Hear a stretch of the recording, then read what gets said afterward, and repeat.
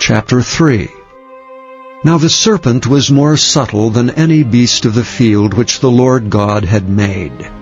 And he said unto the woman, Yea, hath God said, Ye shall not eat of every tree of the garden?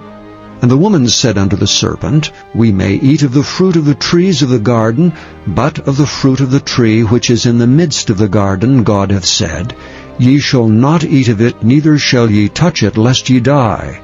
And the serpent said unto the woman, Ye shall not surely die, for God doth know that in the day ye eat thereof, then your eyes shall be opened, and ye shall be as gods, knowing good and evil.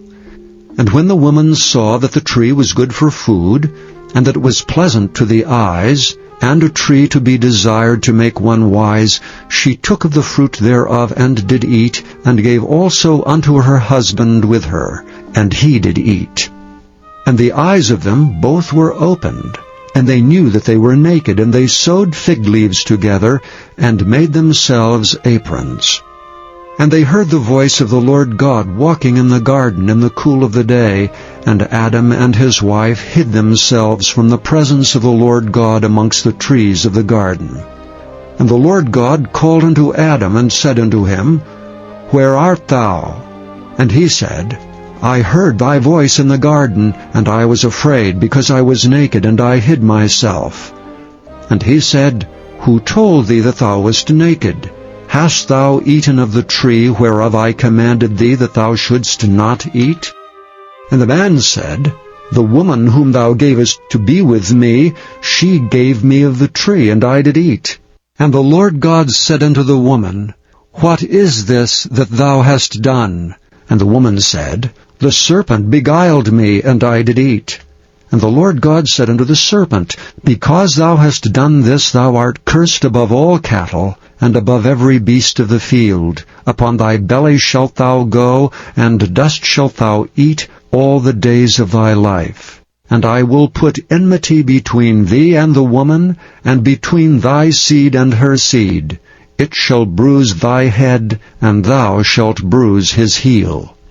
Unto the woman he said, I will greatly multiply thy sorrow and thy conception.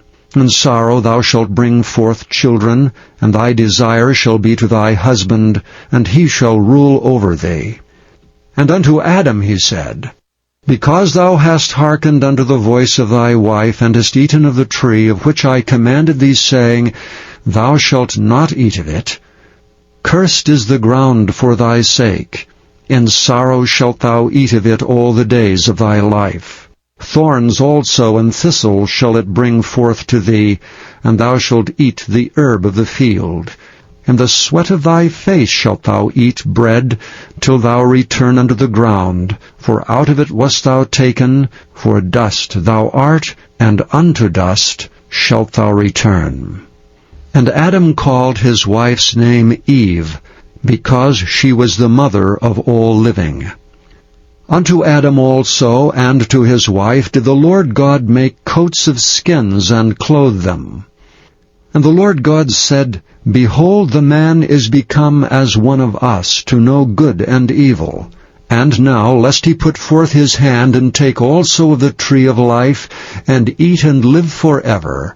Therefore the Lord God sent him forth from the Garden of Eden, to till the ground from whence he was taken. So he drove out the man, and he placed at the east of the Garden of Eden cherubims with a flaming sword, which turned every way, to keep the way of the tree of life.